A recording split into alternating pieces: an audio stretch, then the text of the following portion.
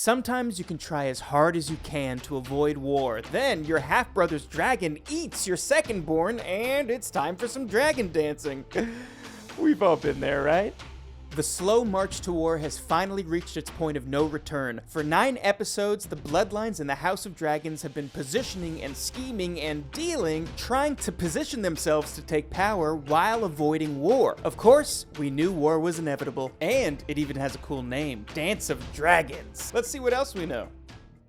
Any tabletop gamer will tell you that a sweet gaming table can make all the difference. When it comes to battle plans, it stands to reason whose subtitle is The Conqueror is gonna have a sweet table. Daemon Targaryen starts planning the war he's wanted all along, while his wife and rightful heir is looking for a peaceful way out. Either way, it takes counting resources on a map. Aegon the Conqueror's table map, seen first in Game of Thrones Season 2, Episode 1, when Stannis Baratheon holds a council meeting and it's used as a table. This time, though, we see the killer feature of the table, a fire pit beneath it that lights up the features of the map. Probably why all those house markers are dragon glass. If they were metal, they'd eventually get pretty hot when it comes time to move them. So yeah, I'd say the science checks out on this one.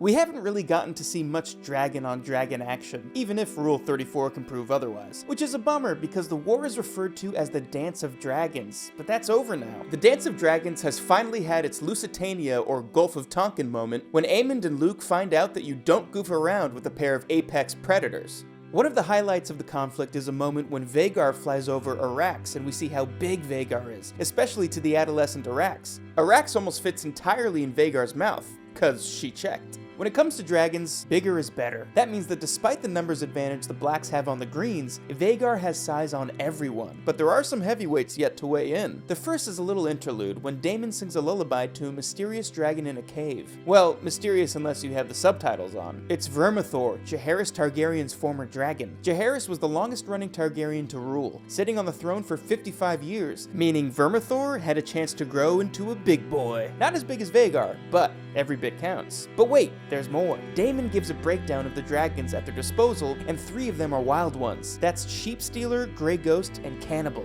Not really hard to see who the most concerning one is. Unless, of course, you're a sheep. It's not hard to sort out Cannibal's favorite snack. He's the biggest of the wild dragons, and the one least into being ridden, having eaten that last person to try. What he loses in size to Vhagar, he makes up for it in ferocity. Now they just have to hope he eats the right dragons. Hereditary monarchies are tricky, especially when the heir has to be a male. Puts a lot of pressure on the old swimmers. Viserys is deciding that the whole gender restriction thing that allowed him to jump ahead in line when it came to Rhaenys and named his daughter Rhaenyra as his heir, has set in motion what will eventually become the Dance of Dragons. Despite having her son undercut Rhaenyra for the throne, Alicent is about as reluctant for the war as are Rhaenys and Rhaenyra. Hoping to capitalize on that, she sends Otto Hightower to offer up terms if she'll get with the program and bend the knee. Hoping to remind Rhaenyra of better times when they were friends reading storybooks together, Alicent returns the page that was torn out of the book they read when they were kids. It might have worked, except for that whole second-born being eaten thing, kind of a deal breaker. The original Game of Thrones opening sequence would give us a Clockwork Rising map that would tell us what parts of Westeros would come into play in the episode, as well as where Daenerys was with her growing army. House of the Dragon, since it deals with the admittedly narrow Targaryen bloodlines, instead gives us the various sigils that are connected by literal blood. Well, depicted blood. Aemon's sigil has been a sapphire. Readers of the book have known why, but for the rest of us, it was revealed when he led on that he has not gotten over losing his eye after teasing Rhaenyra's kids and demanding an eye. Because when you're demanding someone pluck their own eye out, you gotta add some flair. So he takes the patch off to reveal that he's stuffed a sapphire in the empty slot. Little does he know how much it makes him look like a White Walker. One of the ways a narrative can demonstrate where it ends compared to where it began is to draw visual parallels between the beginning and the ending, like how Game of Thrones began and ended with people waiting to go through the tunnel at the wall. The first episode of House of the Dragon ends with a teenage Rhaenyra staring straight down the barrel of the camera after her dad's proclamation unwittingly sets his family and country on a collision course with civil war. After Rhaenyra gets the bad news about Luke, she finally turns and faces the camera again with a resolve that screams, "Time to dance." With dragons, that is. Rhaenyra's boys step up when it comes to the preparations for war when they offer to deliver in-person messages to the Baratheons and Starks that war is on the horizon and Rhaenyra would like them to honor their family's vows of loyalty. Dragons fly faster than ravens, and the boys have their mom's reluctance to just start fighting, so they hope the personal touch might do the job. It's hard to argue with that logic. As she sends her boys off in their mission of diplomacy, there's a bit of a familiar music cue. It's the one that accompanied Daenerys when she first flew her dragon. Turns out that was not a good sign.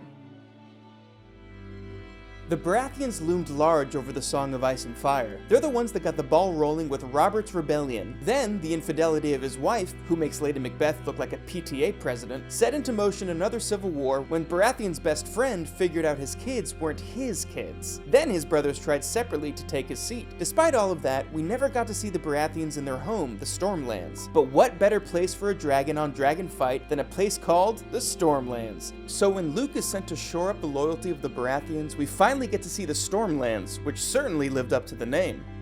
We have gotten through 10 episodes of a show set in Westeros and no one has given us an update on winter and whether it's coming or not. That actually matters more than it sounds like. Seasons work weird on the planet Westeros is on. Well, Rhaenyra sent her oldest to have a chat with Cregan Stark because they're closer in age. Since there isn't a war-starting encounter with the Starks, but that just means that Cregan Stark is in the wings, ready to be the same humorless voice of duty we've come to expect from a Stark in Season 2.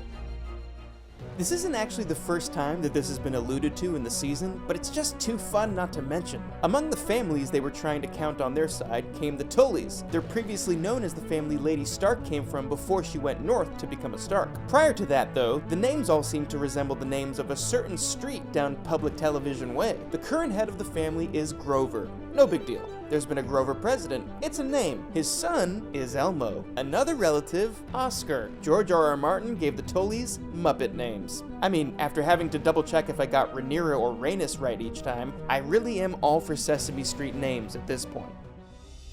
It seems like Rhaenyra keeps meeting Otto under the worst circumstances. In episode 2, when Daemon was holding a dragon egg as a bargaining tool, they met on a bridge at Dragonstone with Rhaenyra making an entrance by flying in on a dragon. But I mean, who can blame her? If I had a dragon to let me ride it, I'd obviously make all my entrances on a dragon. And I'd probably name him Komodo. Anyway, Otto brings the terms for Rhaenyra to accept the rule of Aegon's second of his name. Really long way of saying that. And ends up on the same bridge with Rhaenyra making the same entrance, only this time with a touch more of threat. There's a lot of lore and speculation that goes into why it is exactly that Targaryens seem to be able to commune with dragons enough that they can ride them into battle. Part of that is the speculation that they literally mix their blood with the dragons that makes them connected to the dragons and at least makes Daenerys fireproof. To make sure that blood remains strong in the family, they keep it in the family, so to speak. Their family tree doesn't have a lot of branches. It could be the incest, it could be the actual dragon blood, but according to the lore, the Targaryens occasionally have stillborn children that seem like human-dragon hybrids. In the oral history that Fire and Blood is, that's how Rhaenyra's stillborn child is described, complete with vestigial wings. That could be because Fire and Blood is written as a history passed down from various sources. Basically a story told by someone who heard the story from someone who heard the story from someone who was told about the thing from someone who was supposedly there. So the accounts don't always agree. Which might actually account for another key change. In the episode, it's clear not only that Aemon is just messing with his nephew, but that the actual violence came when they both lost control of their dragons, something foreshadowed when talking about the Targaryens losing purpose and therefore control of the dragons. In the book, it's implied that Aemon not only killed Luke on purpose, he kept the head as a trophy. But since it's the opening of a war, it's defined in terms of the war. No one wants to say they tore their family and country apart over a couple of misunderstandings. One of the key areas to secure early on when the north of Westeros decided it had had enough of being part of the south, with the current leader beheading Eddard Stark and all, securing Riverrun was key as it was a choke point for the continent. Or a big island, that's never really clear. Anyway, the need for control of the Riverlands and Robb Stark's stupid romantic heart leads to the Red Wedding. When discussing controlling supply routes in their quest to regain the throne, Riverrun is again an important location. Just be careful about any betrothals.